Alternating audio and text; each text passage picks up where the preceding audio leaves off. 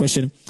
What climate challenge are the most visible in your community? And do you think they are getting the attention it deserves? The question once again is that what climate challenge do you notice in your area where you live? And do you think that those are the top of power, or those in the helm of affairs, see what you're going through and the attention it deserves? There's two people at the back. Could you kindly get them the microphones? And we'll do that. Your name and the question. Yes. Good evening. My name is Issah Toha Shamsoo, the Executive Director of African Students for Interfaith Tolerance, a youth-led peace-building organization. One of the obvious challenges that I see related to climate change that do not get the needed attention is climate-induced conflicts, especially in northern Ghana.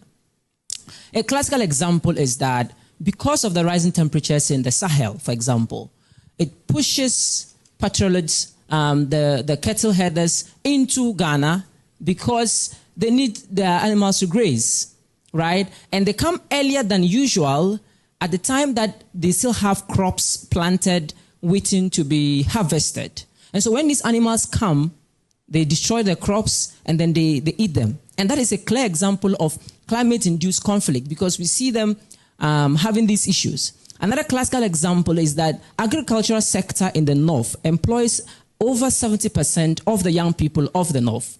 Now we have this situation where because of climate change, pests are becoming difficult, as my brother had mentioned, and it is increasingly challenging to farm. What happens is that many of the young people would have to move and they migrate, and there's a pressure on social amenities in the south. And of course, unfortunately, because we're a human society, security issues pop up. So for me, climate change is not just about the environment particularly.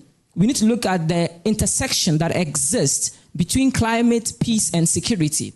And so for me, I see climate change as a national security issue as well, that we need to focus our attention to address the long-term triggers whilst not losing sight of already existing causes and threats happening. Where I come from, for example, when it rains, they are into tomato farming. But when it rains, the water comes in and wash away their houses and their crops, etc.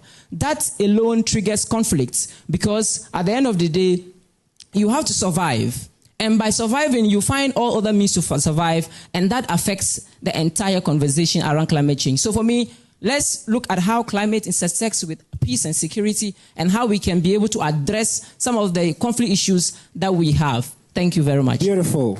Let's give a hand to that.